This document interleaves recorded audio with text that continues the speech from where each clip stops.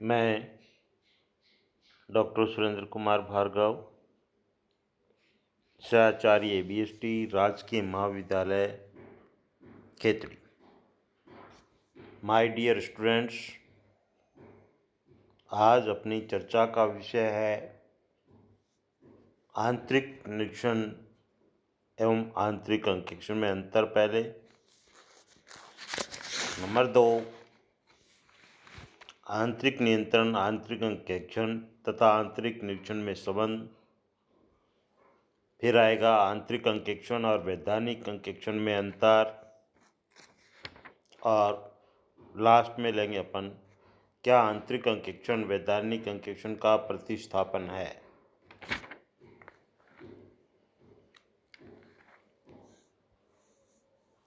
आंतरिक निरीक्षण एवं आंतरिक अंकेक्षण दोनों ही आंतरिक नियंत्रण के भाग हैं।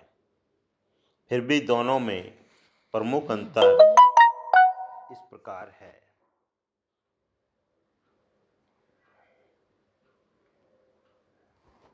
तो आंतरिक निरीक्षण एवं आंतरिक अंकेक्षण में जो अंतर है इस प्रकार से है। नंबर 1, स्वभाव।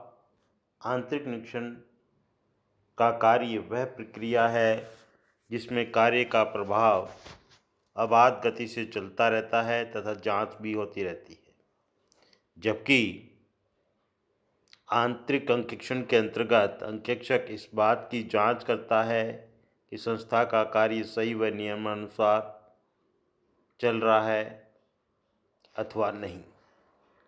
नंबर 2, उद्देश्य। आंतरिक निरीक्षण का उद्देश्य लेखा कार्य होने के साथ साथ अशुद्धियों एवं छल कपटों की संभावनाओं को कम करना है, जबकि आंतरिक अंकेक्षण का उद्देश्य लेखा कार्य करने के बाद अशुद्धियों एवं छल कपट को ढूंढ निकालना है। आंतरिक निरीक्षण लेखा कार्य प्रारंभ करने के साथ प्रारंभ हो जाता है, जबकि आंतरिक अंकेक्षण लेखा कार्य पूर्ण हो जाने के बाद ही आरंभ होता है। आंतरिक निरीक्षण व्यवस्था को लागू करने के लिए अलग से स्टाफ नियुक्त नहीं करना पड़ता है, जबकि आंतरिक अंकेक्षण कार्य के लिए अलग से स्टाफ नियुक्त किया जाता है। आंतरिक निरीक्षण में लेखा प्रणाली के प्रभावशाली होने का पता चलता है, जबकि आंतरिक अंकेक्षण में लेखा विधि व आंतरिक निरीक्षण प्रणाली दोनों के ही प्रभावी होने का पता चलता है। आंतरिक निरीक्षण में लेखा क्रिया के साथ साथ निरीक्षण कार्य भी चलता रहता है, जबकि आंतरिक अंकेक्षण में लेखों का पुनरीक्षण कार्य भी चलता रहता है। आंतरिक निरीक्षण एक प्रयोजक क्रिया है, इसमें प्रबंधकों को सलाह देने जैसी कोई बात नहीं होती, जबकि आंतरिक अंकेक्षण में प्रबंधकों को सलाह देना एक महत्वपूर्ण कार्य है। अतः यह एक उपदेशक क्रिया, एडवाइजरी फंक्शन है। आंतरिक निरीक्षण में कोई रिपोर्ट तैयार नहीं की जाती है, जबकि आंतरिक अंकेक्षण के पश्चात अंकेक्षक अपनी रिपोर्ट तैयार करता है तथा वह रिपोर्ट प्रबंधकों को प्रस्तुत की जाती है। आंतरिक निरीक्षण आंतरिक अंकेक्षण का पूरक है, अतः आंतरिक निरीक्षण एक व्यापक शब्द है। आंतरिक अंकेक्षण आंतरिक निरीक्षण का एक अंश है, जिसकी सहायता से आंतरिक निरीक्षण प्रणाली को अधिक प्रभावशाली बनाया जा सकता है।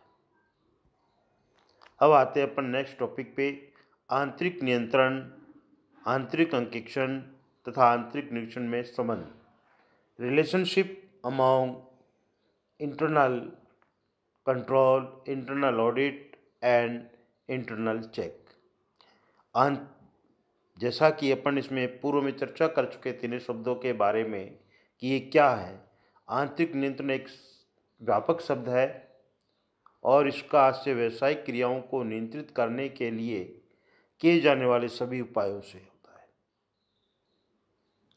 आंतरिक अंकेक्षण संस्था के ही कर्मचारियों द्वारा किया जाता है। यह आंतरिक नियंत्रण का एक अंग है। इसके लिए प्रयुक्त प्रथम पृथक मतलब अलग से स्टाफ नियुक्त किया जाता है जो योग्य व अनुभवी होता है। इसका प्रमुख उद्देश्य लेखा तथा अन्य कार्यों का पुनरीक्षण करना, त्रुटियों व कपटों का पता लगाना व रोकना, प्रबंधकों की व्यवसाय की कार्यकुशलता बढ़ाने संबंधी सुझाव देता है और बड़े व्यवसायों में अथवा विशेष परिस्थितियों में किया जाता है। आंतरिक निरीक्षण भी आंतरिक नियंत्रण का एक अंग है। यह श्रम विभाजन सिद्धांत पर आधारित है। इसके अंतर्गत कार्य का विभाजन इस प्रकार से कर दिया जाता है कि एक कर्मचारी द्वारा किए गए कार्य की जांच स्वतः ही दूसरे कर्मचारी द्वारा हो जाती है और दूसरे व्यक्ति के कार्य की जांच तीसरे व्यक्ति द्वारा हो जाती है। यह प्रक्रिया तब तक चलती रहती है जब तक वह कार्य पूर्ण रूप से संपन्न नहीं हो जाता। इसमें कार्य करने वाले सभी कर्मचारी संस्था के नियमित कर्मचारी होते हैं। इसके अंतर्गत केवल आर्थिक क्रियाओं के नियंत्रण को शामिल किया जाता है। इस प्रणाली का उद्देश्य अशुद्धियों छल कपटों को रोकना तथा लेखा प्रणाली को प्रभावशाली बनाना है। इसका प्रयोग प्राय बड़े व्यवसायों में किया जाता है। नेक्स्ट अपनी चर्चा का विषय है आंतरिक अंकेक्षण और वैधानिक अंकेक्षण में अंतर। वैधानिक अंकेक्षण पे अपन थोड़ी सी चर्चा कर लेते हैं। जिस संस्था के हिसाब किताब का अंकेक्षण अनिवार्यतः किसी अधिनियम के अंतर्गत कराया जाता है तो उसे वैधानिक अंकेक्षण कहते हैं।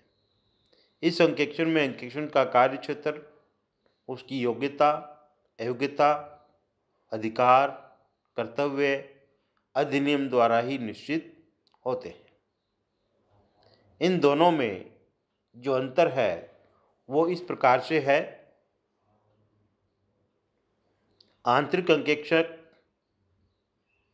एवं अंकेक्षक का स्टाफ उसी संस्था के कर्मचारी होते हैं, जबकि वैधानिक अंकेक्षक व स्टाफ बाहरी व्यक्ति होते हैं। इनका संस्था से कोई संबंध नहीं होता है। आंतरिक अंकेक्षण के लिए कोई व्यावसायिक योग्यता की बाध्यता नहीं है, जबकि वैधानिक अंकेक्षक में व्यावसायिक योग्यता जैसे चार्टर्ड अकाउंटेंट, सर्टिफाइड ऑडिटर आदि योग्यता आवश्यक है। आंतरिक अंकेक्षण में कार्य क्षेत्र नियोक्ता अथवा प्रबंधकों द्वारा निर्धारित किया जाता है। वैधानिक अंकेक्षण का कार्य क्षेत्र अधिनियम द्वारा निर्धारित किया जाता है।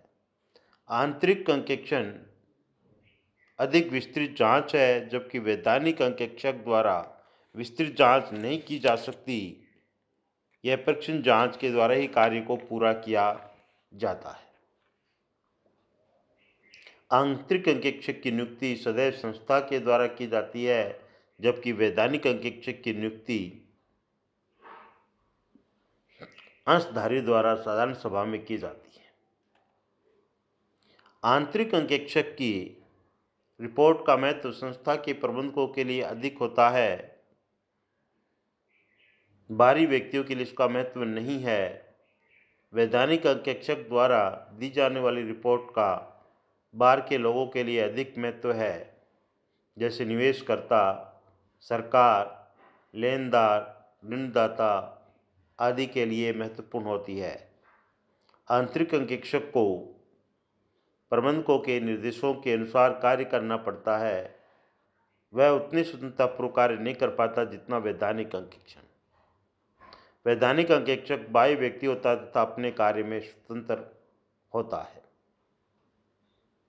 आंतरिक अंकेक्षण का उद्देश्य लेखों में छिपी त्रुटियों एवं गबन का पता लगाना रोकना है तथा व्यापार को कुशलतापूर्वक चलाने व बर्बादी को रोकने हेतु सुझाव देता है, जबकि वैधानिक अंकेक्षण का उद्देश्य इस बात की जांच करना है कि लाभ हानि खाता व चिट्ठा अधिनियम के प्रावधानों के अनुसार बनाए गए हैं अथवा नहीं, तथा वह व्यापार की सही एवं उचित स्थिति को प्रकट करते हैं या नहीं।